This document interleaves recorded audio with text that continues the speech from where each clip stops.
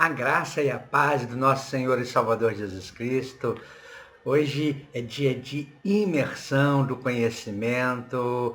Nós estamos aí estudando sobre a Bíblia Sagrada e para nós é motivo de muita alegria estarmos juntos aqui com a tua presença, estarmos juntos nesse tempo de edificação para as nossas vidas.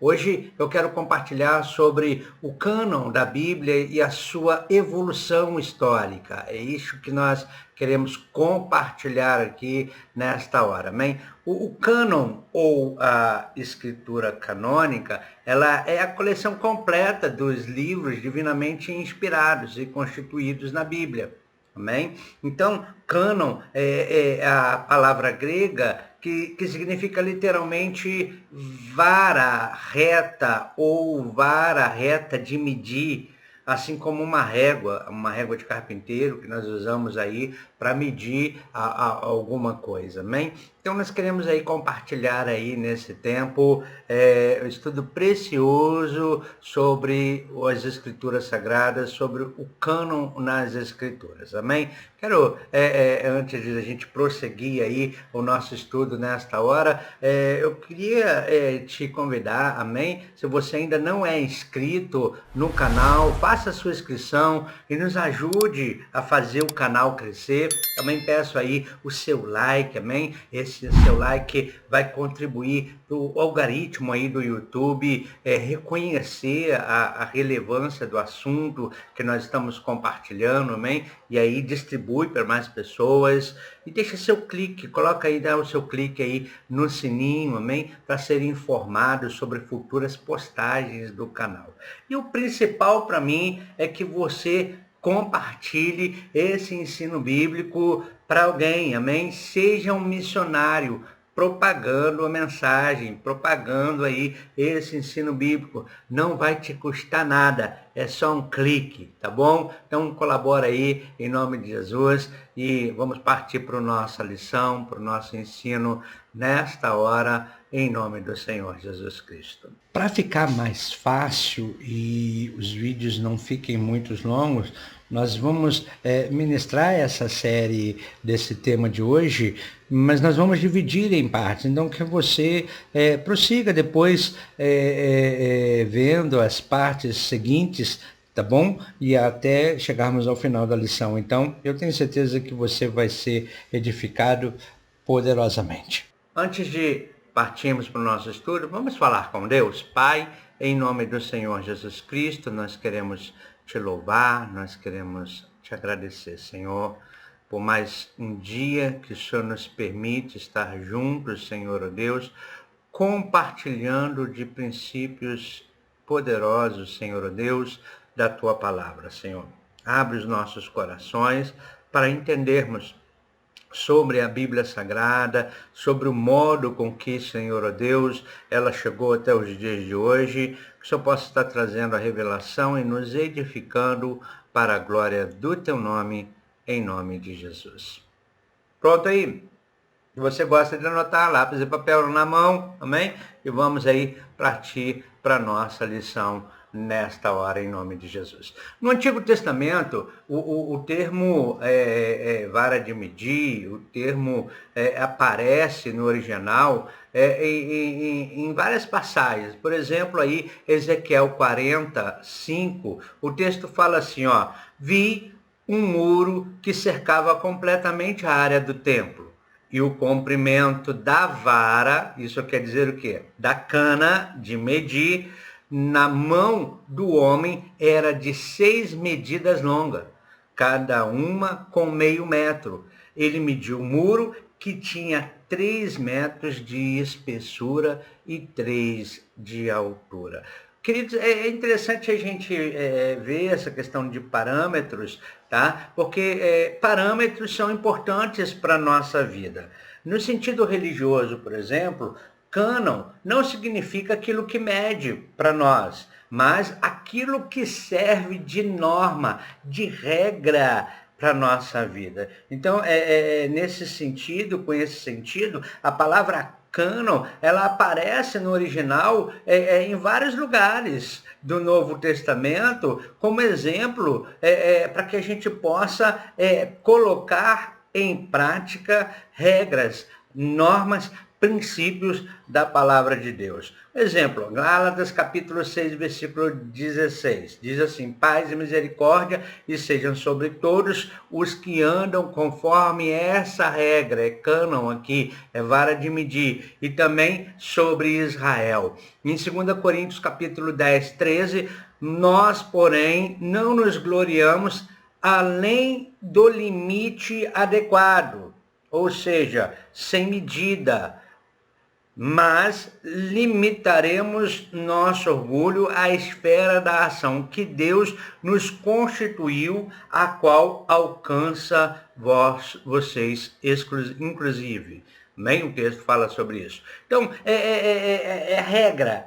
O princípio para nós de cânon é regra. O princípio para nós de cânon é limites, não irmos além de limite. Temos princípios, temos medida. 2 Coríntios capítulo 10, 15, vários textos. Filipenses capítulo 3, 16 fala assim: então somente vivamos de acordo com o que já alcançamos. Amém? É regra, é princípios, são normas, para que a gente possa viver. Então, a Bíblia como cânon sagrado é a norma ou regra de fé e prática. Então, quando nós falamos da Bíblia Sagrada, nós estamos falando sobre regra de fé e prática, norma de fé e prática para a nossa vida. Amém? Então, disse nos livros da Bíblia que são canônicos,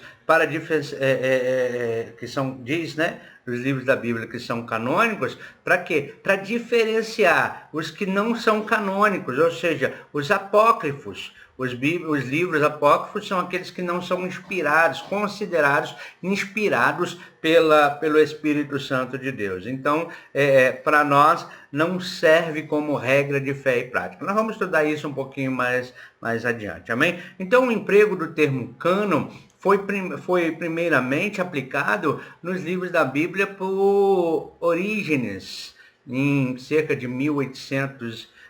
185 até 254 depois de Cristo. Né? Então, esse é o tema aí forte para a gente poder estar compartilhando aí nessa imersão do conhecimento para nós nesta hora. Então, abre teu coração para tudo aquilo que Deus quer fazer, em nome de Jesus. Então, primeira coisa, vamos situar Antigo e Novo Testamento. Então, vamos ver sobre o cânon do Antigo Testamento.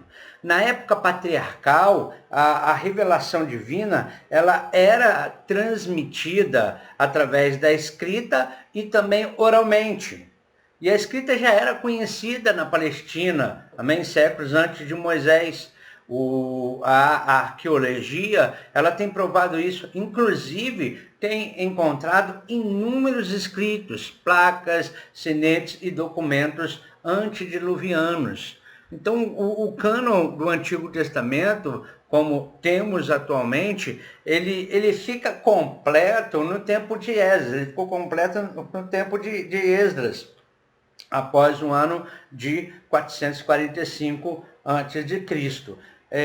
Entre os judeus, o Antigo Testamento ele tem 3 divisões, as quais Jesus ele cita lá em Lucas capítulo 24, verso 44, ele fala sobre leis, profetas e escritos, tá? Ou escritura. Amém? Então, os judeus eles tinham essa noção do cânon do Antigo Testamento, dessa divisão de 3 partes, leis, profetas e escritos, ou escritura. Então, a divisão dos livros do cânon hebraico, ela é diferente da nossa. É importante a gente entender isso. A nossa são 39 livros do Antigo Testamento. Já no cânon hebraico, são 24 livros. Isso porque o quê? Alguns livros que para nós são subdivididos em 1 e 2, para eles são considerados um só livro. Por exemplo, os 2 livros de Samuel são considerados um só livro. Os 2 de Reis também são considerados um só livro. Os 2 de Crônicas também são considerados um só livro. Esdras e Neemias, juntas-se, são considerados um livro só. Os 12 profetas menores se juntam e se tornam um livro só. E aí os demais 19 livros, aí separadamente, tornam-se aí 24 livros. Então essa aí é uma diferença aí do cânon hebraico para a nossa versão aí. Então, caminhando, você que gosta de anotar, a disposição ou ordem dos livros no cânon hebraico, ela também é diferente da nossa. Damos a seguir, para que você possa entender aqui, as disposições dentro dessa tríplice divisão do cânon já mencionada, né, de leis, profetas e escritos. Por exemplo, os livros da lei são 5 livros. A gente conhece o Pentateuco, Gênesis, Êxodo, Levítico, Números e Deuteronômio. Os livros dos profetas, tá? São 8 livros. Os primeiros profetas, Josué, Juízes, Samuel e Reis, e os últimos profetas, Isaías, Jeremias, Ezequiel e os 12 restantes, tá? E nós temos a terceira divisão, que são os escritos, que são 11 livros, divididos em livros poéticos, Salmos, Provérbios e Jó, os 5 rolos, que são Cantares, Ruth, Lamentações, Eclesiastes e Esther, e os livros históricos, que são Daniel, Esdras, Neemias e Crônicas. Então, os 5 rolos, eles eram chamados assim porque eram rolos separados, lidos anualmente de maneira distintas. Interessante quando a gente olha sempre os 5 rolos, por exemplo, Cantares, ele era lido na Páscoa, em alusão ao Êxodo, em alusão à saída do povo do cativeiro do Egito, né? Da escravidão do Egito. Ruth era lido no Pentecoste, na celebração da colheita, no início ali da celebração da colheita. Esther, na festa do Purim, comemorando o quê? O livramento de Israel da mão lá do mau Amã, tá bom? E Eclesiastes era lido na festa dos tabernáculos, na festa de gratidão após a colheita. E o último livro, o 5º rolo, né? O 5º rolo era lido ali em Lamentações, que era lido ali no mês de Abib, mais ou menos nosso março e abril, tá? Relembrando que a destruição de Jerusalém pelos babilônios. Então, os 5 rolos, então, eles eram lidos em tempos especiais, em tempos específicos. No cânon hebraico, os livros não estão em ordem cronológica. Os judeus, eles não se preocupam com o sistema cronológico. Também Deus pode ter plano para isso, tá? Para que eles não sigam esse caminho aí, tá? Agora, a nossa divisão do Antigo Testamento em 39 livros vem da Septuaginta, através da Vulgata Latina. O que foi a Septuaginta? A Septuaginta, ela foi a primeira tradução das Escrituras feita do hebraico para o grego, cerca aí de 285 a.C. E também a ordem dos livros por assunto nas nossas versões, elas vêm dessa tradução aí da Septuaginta, tá, queridos? Então, para que a gente possa aí assimilar um pouquinho sobre essa formação do conteúdo das Sagradas Escrituras. Na palavra de Jesus em Lucas 24, nas palavras de Jesus em Lucas 24, 44, ele diz assim, ó, e Jesus disse-lhes, foi isso que eu lhes falei quando ainda estava com vocês. Era necessário que se cumprisse tudo a meu respeito que estava escrito no livro de Moisés, nos profetas, nos Salmos. Então Jesus, ele chamou Salmos a última divisão do cânon hebraico. Fechando ali a última divisão do cânon hebraico, ele chama de Salmos. Certamente porque esse livro era o primeiro livro da divisão ali, por isso que ele chama de Salmos, era o primeiro livro da divisão, da última divisão do cânon hebraico, tá bom? Então, segundo a nossa divisão aqui, o Antigo Testamento ele começa de Gênesis, tá? A nossa versão atual, ele começa de Gênesis e termina em Malaquias. Mas segundo a divisão do cânon hebraico, o primeiro livro é Gênesis e o último livro é Crônicas. Isso é visto claramente através da palavra do Senhor Jesus Cristo, quando ele fala lá em Mateus 23, 35, ele diz assim, ó, e assim sobre vocês recairá todo o sangue justo derramado na terra, desde o sangue do justo Abel até o sangue de Zacarias, filho de Baraquias, a quem vocês assassinaram entre o santuário e o altar. No caso de Abel, Abel está em Gênesis, mas o filho de Baraquias está onde? Está em Crônicas. Então a gente vê Jesus aí fechando aí as divisões, apontando as divisões do cânon hebraico. Tá bom, queridos?